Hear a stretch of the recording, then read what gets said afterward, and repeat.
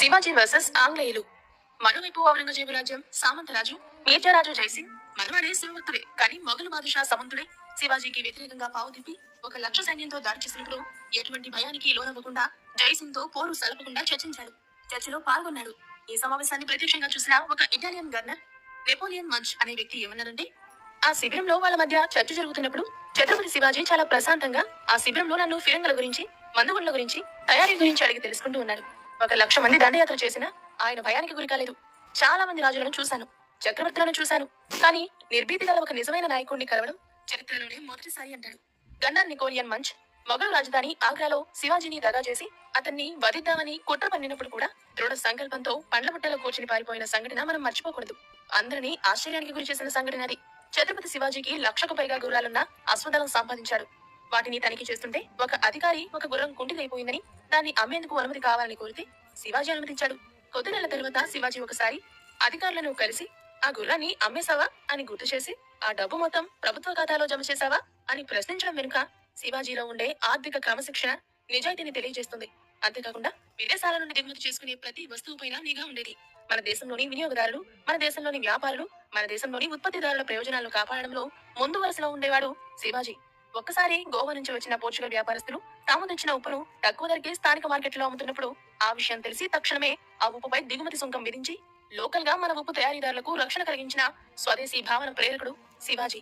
మన దేశంలో మన వస్తువులు తయారీ కావాలి, ఆధునిక సాంకేతిక పరిజ్ఞానాన్ని అందిపుచ్చుకోవాలి, మందుగుండ్ల సామాగ్రి కోసం పరిశ్రమలు స్థాపించాలి అనుకున్నప్పుడు ఆంగ్లేయుల సహాయం అడిగాడు. కానీ వారు ఇవ్వడానికి కాలయాపన చేసినప్పుడు ఫ్రాన్స్ వారి సహకారంతో పురంధర్లో ఫిరంగి గుండ్ల పరిశ్రమలు స్థాపించి ఆ గుండ్ల తయారీకి కావలసిన ఇనుము, కంచు, మిశ్రమ ధాతువులని ఈ దేశంలోనే లభించేటట్టు ప్రయత్నించాడు శివాజీ. అలాగే సందేశాలను,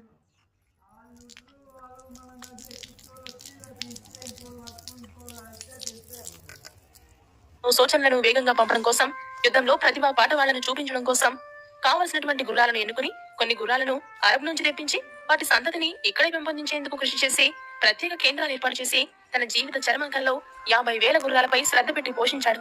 శివాజీ స్వరాజ్యాన్ని ప్రారంభించే నాటికి ఆయన వద్ద ఖజానా లేదు. కానీ ఆయన ఈ ప్రపంచం వదిలి వెళ్లే నాటికి ఖజానాలో 9 కోట్ల రూపాయలు ఎలాంటిదో అర్థమవుతుంది. శివాజీ తొలిసారి దక్షిణాదిపై దండయాత్ర చేసినప్పుడు 6 నెలలు రాజ్యానికి దూరంగా ఉన్నాడు. రెండోసారి దండయాత్రకు వెళ్లినప్పుడు 2 ఏళ్లు దూరంగా ఉన్నాడు. ఆయన రాజ్యంలోని సిపాయి నుండి మొదలుకుని ప్రధానమంత్రి వరకు అందరూ తమ బాధ్యతను యథావిధిగా నిబద్ధతతో సమర్థవంతంగా నిర్వహించారు. ఇలాంటి ఆదర్శవంతమైన పాలనా వ్యవస్థ నిర్మించాడు శివాజీ. ఛత్రపతి శివాజీ అఫ్జల్ ఖాన్ తో యుద్ధానికి వెళ్లేటప్పుడు కోటపైన ఎగురుతున్న కాషాయ ధ్వజం పైకి చూసి, ఈ పతాకం కలకాలం ఇలాగే ఎగరాలి, అనుకోకుండా నాకేమైనా జరిగితే నా 2.5 ఏళ్ల కుమారుడు సంభాజీని గద్దె మీద కూర్చోబెట్టి నేతాజీ ఫాల్కర్ నాయకత్వంలో స్వరాజ్య సమరం కోసం ఘర్షణ చేయండి అని చెప్పాడు. 1666 నుండి 1670 వరకు శివాజీ ఎలాంటి యుద్ధాలు చేయలేదు. కానీ రాజ్యంలో పాలన యంత్రాంగాన్ని పటిష్టం చేసుకున్నాడు. యుద్ధం చేయలేదు గాని యుద్ధాంతర యుద్ధానికి నిత్య సన్నద్ధంగా ఉండాలని భావించాడు. సర్వ సన్నద్ధత సాధించిన తర్వాతనే 1670 తర్వాతనే పురందర్ చుట్టూతా తాను కోల్పోయిన కోటలన్నింటినీ తిరిగి స్వాధీనం చేసుకున్నాడు. తన దేశంలో, తన ప్రాంతంలో జాగీర్ల వ్యవస్థను తగ్గించాడు.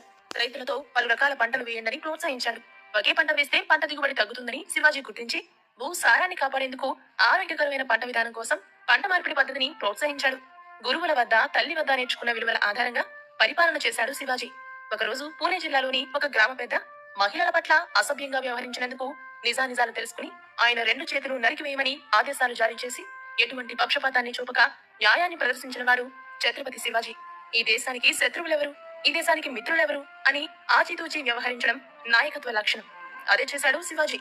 మొఘలులు, ఆదేశాలు, కుతుబ్ షాహీ, బ్రిటిషర్లు, పోర్చుగీస్ వాళ్ళు, డచ్ వాళ్ళు, ఫ్రెంచ్ వాళ్ళు, సిద్ధియులు, అలాగే అంతర్గత శత్రువులు వీళ్ళ మధ్య ఉంటూనే సమయోచితంగా వ్యవహరించి విజయ పథాన నడిచి స్వరాజ్య స్థాపన గావించిన పరాక్రమవంతుడు శివాజీ.